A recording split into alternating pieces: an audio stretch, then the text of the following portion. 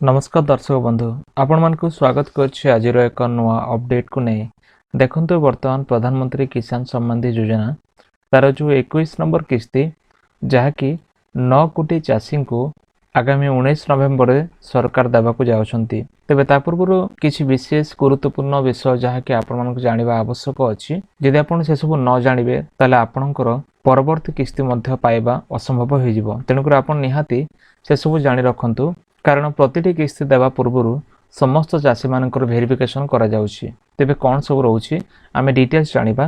ता पूर्व छोट रिक्वेस्ट जदि प्रथम करे आम चैनल देखु थांती चैनल को सब्सक्राइब करी पाखरे थिबा घंटी आइकन प्रेस करी नोटिफिकेशन ऑल उपरे क्लिक करंतु। देखंतु जेतेबेले आपण pmkisan.gov.in वेबसाइट को आसी जिवे आसला पर आपण प्रथम रे पॉपअप देखि परिबे। एभली एक पॉपअप आउछि जाकी केंद्र सरकार आगामी 19 तारिख रे पीएम किसान रो 21 नंबर किस्ती समस्त चाषी भाई अकाउंट को देवा को जाउछंती। तेबे देखंतु पीएम किसान जहाँकि 21 नंबर किस्ती आगामी 19 नवेम्बर रे केंद्र सरकार देवा को जाउछंती। तेबे आपण मानको अकाउंट को आसिया पूर्व आपण मान जानिबा जरूरी एसो विषय बहुत गुरुत्वपूर्ण अटे जहाँकि एई नवेम्बर मासरे जो पीएम किसान दिया जिवो किछि गुरुत्वपूर्ण विषय को से माने जांच करिकि देबे।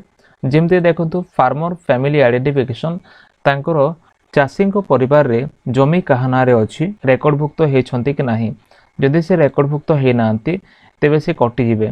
तेणुकर निहाते ए विषय आपण जानिबा आवश्यक अछि। सेकंड विषय होछि चाषी बैंक अकाउंट रे डीबीटी ऑन अछि कि नाही। डीबीटी होछि मुख्य कथा जाकि डायरेक्ट बेनिफिट ट्रांसफर बोले कहि थाउ।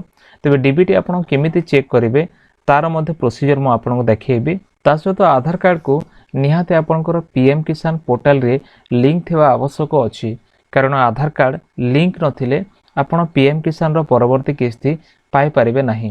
देखंतु चाषी पाखरे एग्रीस्टेक आईडी थिबा निहाते जरूरी जेतु एग्रीस्टेक आईडी वर्तमान पे मेंटेन कर दैछंती।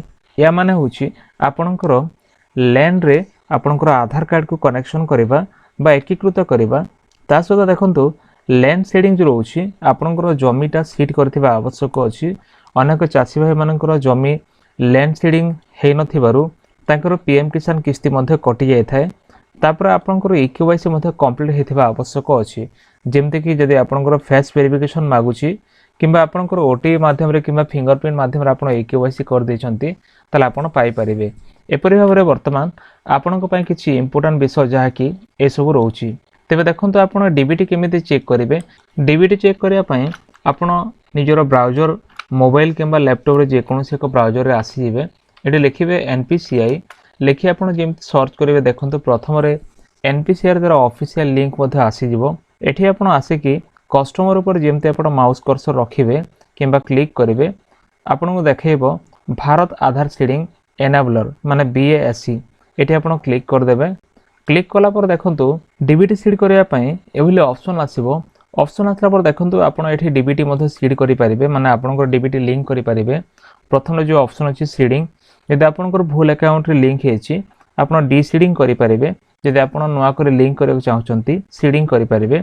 आधार नंबर देबे आपनकर बैंक बाछि के एठी अकाउंट नंबर देला पर चेक मार्क लगेबे एठी आउ तापर आपण कैप्चा कोड दे सबमिट कला पर ओटीपी जिवो। ओटीपी देला पर आपण कंफर्म कला पर आपनकर डीबीटी मध्ये संगे संगे लिंक हे जिवो। तेबे डीबीटी केमिति लिंक करा जाय ता पे मध्ये स्पेशल म आपनको वीडियो माध्यम रे कहिबी। तेबे आपनकर परवर्ती काम कोन स्टेप बाय स्टेप आपनको सब काम सारी एक हबो। जदि आपनकर आधार डिटेल्स वेरीफाई हेनी आपनकर आधार डिटेल्स को वेरीफाई कर दियंतु। जदि आपनकर आधार डिटेल्स वेरीफाई अछि तेबे आपण पीएम किसान रो परवर्ती किस्ती पाया पय सक्षम हे परिबे। तापर आपनकर बैंक अकाउंट रे आधार मध्ये लिंक करथिबा आवश्यक अछि। आपण बैंक को जाय कि आपनकर बैंक अकाउंट रे आधार कार्ड लिंक कर नियंतु नले आपण परवर्ती किस्ती रो बात पड़ी जिवे।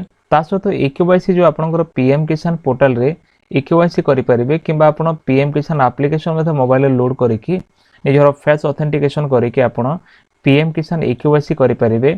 यदि आपनकर ईकेवाईसी नाही ताले आपण परवर्ती किस्ती मध्ये पाई परिबे नाही। आपनकर लैंड सीडिंग बा आपनकर लैंड रिकॉर्ड अपडेट हेथिबा आवश्यक अछि। जेमते कि आपनकर को जमी पटर आपण चाषबास करूछंती बा ऑनलाइन करूछंती तार डिटेल्स मध्ये आपण पोर्टल रे अपडेट करथिबा आवश्यक अछि। परवर्ती विषय रहउछि आपनकर एग्रीस्टेक रे आपण जमी पटा को इंटीग्रेट करबा आवश्यक अछि। जदि आपण लिंक कर नाहंती ताले आपण परवर्ती किस्ती मध्ये बात पड़ी जिवे।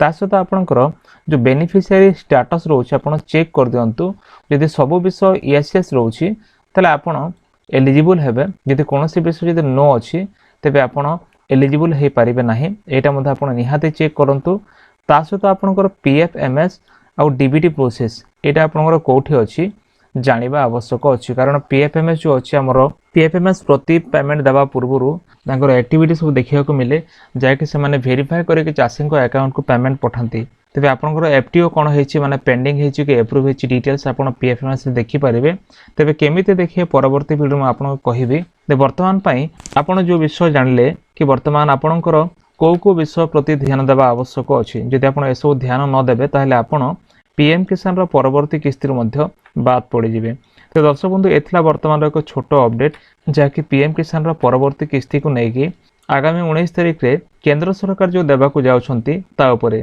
तेबे आपण मानकर मतामत को निश्चय कमेंट सेक्शन में लिखि जणांतु जदि वीडियो भल लगे वीडियो को लाइक करी चैनल को सब्सक्राइब करी सांग मान को मध्य शेयर करंतु एंती लेटेस्ट अपडेट पई निश्चय हमर टेलीग्राम और व्हाट्सएप ग्रुप रे मध्य जॉइन होंतु फ्रेंड्स देखा नेक्स्ट वीडियो रे धन्यवाद।